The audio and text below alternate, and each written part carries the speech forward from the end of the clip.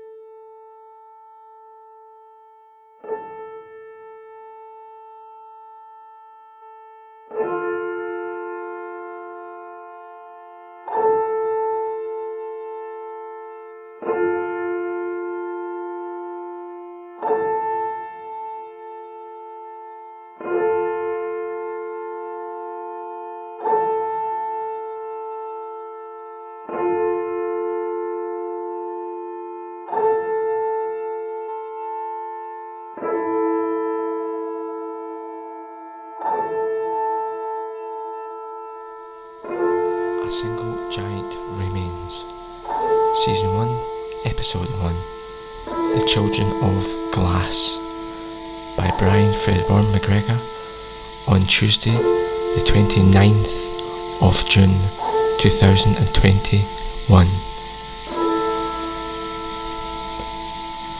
Well, now Mitch worked the night shift at a once traditional family-run jam bottling plant, that of Arthur Brambles, which was fully mechanised now, although rather simply the plant bottled jam into jars that he himself supervised, in that he fixed jams, that of the machinery, and also repaired, yet also loaded the machines, just checked on everything mechanical, like a caretaker would as such, which was a privileged position, although he was the great-grandson of the original owner. Since he changed their ways to a more modern factory process, they often had problems with thieves. These cheeky monkeys, as he often put it, would wander about pinching what they liked, then somehow make their way out, and it would look like nothing had happened, apart from the missing stock or a mess of sorts, which stayed, albeit all over the floor, although the missing stock as such stayed missing too. This plant had been open a very long time, and its jam was formulated over 100 years ago, if not more to be fair, using traditional sound methods which never had any problems, as had been tried and tested in process. Now these days the scallywags, as he now decided to call them, would also break the plastic jars and even eat their jammy booty as such, on sight, spilling it all over the factory floor, which by all standards was, a little cheeky monkey as such, especially as Mitch was the security guard also, was meant to be anyway. Now this plant itself had some serious problems with bugs or bacteria, as of recent that of within the jam mixture, apparently because for some reason the jam from time to time was wholly unfit for human consumption, and Mitch, he himself, didn't really know why at all. The worst bit was Mitch could hear the rascals, these so-and-sos up to no good in the factory, but by the time he got there, where they were, the thieves, vandals, or whatever they could be called, had vanished, as had Brambles' jam, unless of course it was just splashed everywhere, which was typical. Poor Mitch, he just couldn't figure out what to do, and in addition to all of this, he was given a further job, that of leading a tour group around the worksite, as a tour leader.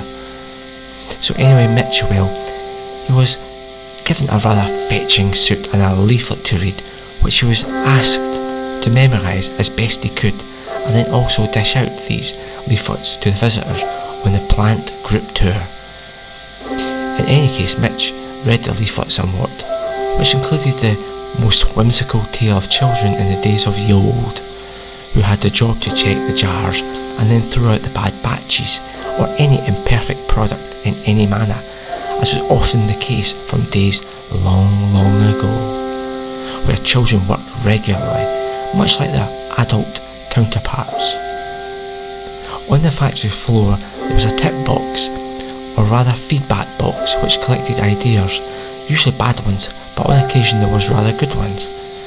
Well, anyway, Mitch hadn't emptied the box in a while, and so when he got around to it, he got a rather big surprise, that of a big bundle of tips or suggestions, which all seemingly centred around traditional method, back to basics in jam making and such, from days of ye old, as once was, you know.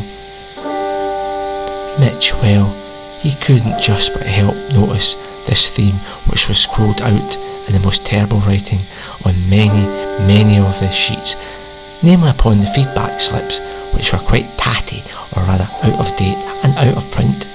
It was like these slips were created long past. Being the great-grandson of the original owner, Mitch took it upon himself to see that these ideas were implemented as best he could. I mean, it was his family's business as such, you know, and built heavily on traditional practice, which had kept the business safe for years and years.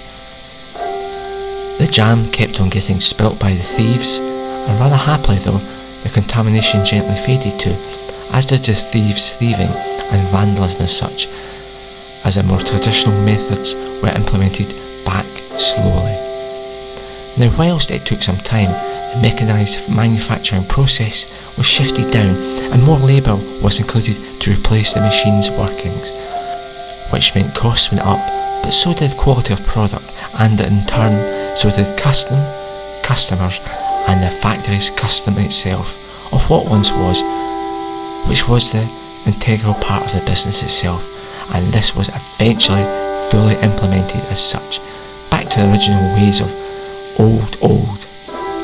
Well, the robberies and breakages stopped, the break-ins stopped, as did the vandalism within and throughout the plant itself, progressively to nothing. His family also resorted back to the original vendor of glasswares for their product, albeit at additional expense, to make things as they once were, which pleased everyone, including those that pestered the plant with their rather petty, most varied crimes, which eventually stopped altogether, after quite a while though. The jam was also seemingly more bug-free, bacteria-free and healthier overall, with the older, sounder practice in place.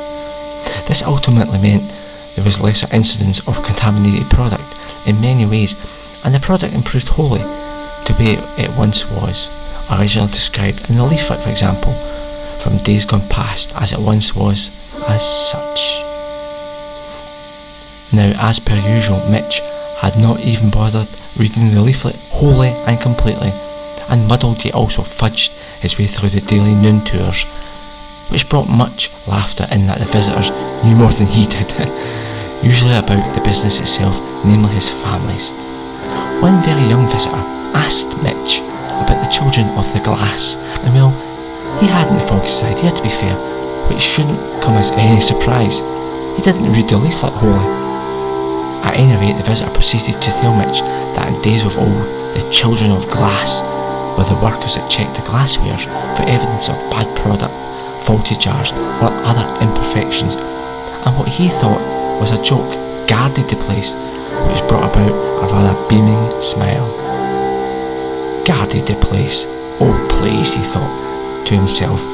At that point Mitch thought to himself again and wondered a little, as the jars were until recent plastic and now glass again once more, as once was originally, back when, as in back when. This visitor, a small girl in rather old-fashioned clothes, who during the late evening tour, who remarked about the children of the glass. Well, Mitch, He just rather readily assumed, or better guessed, I came from abroad and was visiting the country, being very much accustomed to a wholly different dress sense. He thought no more of it until that night, when he saw her again in the processing plant of all places, which shocked him somewhat. What was she doing there? She was where the jars and jam was kept securely, or meant to be, and there was no sign of entry or exit. So Mitchell, he said to the little girl as he approached her, "What are you doing here?" To which she replied, "I'm just checking some things." And as he turned a corner to follow her, there was tens of children, all doing the same, in complete silence, all in the same clothing, or at least very much similar, just checking. Mitch couldn't believe his eyes, and couldn't speak either. These children, well, they all smiled and continued their checking as such of the jams and the jars, whilst Mitch simply walked away, shaking his head, leaving them to do what they were doing. He'd never said to anyone, though he noted the children of the glass as being fab, and then made a request that nothing was to change in the plant, as what once was should remain as is, permanently, as in forever. And Mitch, well, he would see these children in the plant each night, checking and rechecking, some more, but he never saw them leave nor exit, but they were there every and each night, checking and checking some more. The factory and plant was never touched again, or damaged in any manner, which included neither its produce or the actual building itself, and where everything produced now met the greatest standards of standards. There's now a picture taken very late at night, around midnight, or maybe a little later, just who knows.